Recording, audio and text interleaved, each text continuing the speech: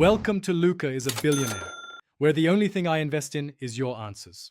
You begin by confirming compatibility and freeing space, because updates need room to unpack. Once done, back up to iCloud or Finder to protect data. That step prevents loss if something goes wrong. Make sure to connect to stable Wi-Fi and plug into power so the installation won't pause. Now open Settings, tap General, then Software Update. This is the first actionable step. You'll see an available update or a message that you're up to date. Tap Download to proceed. You watch the download and understand timing, since major updates can take 30 to 90 minutes depending on your connection. While downloading, read the release notes so you know what changes to expect and whether any features are deprecated. Once downloaded, the installer will prepare files. Make sure you've saved work and closed apps to avoid conflicts. If prompted, tap Install Now.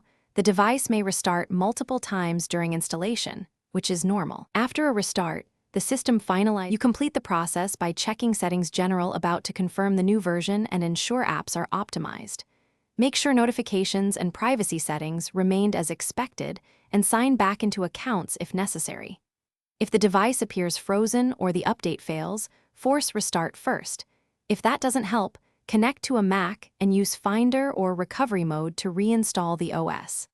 As a final measure, restore from the backup you made earlier only if persistent problems remain. This preserves your data.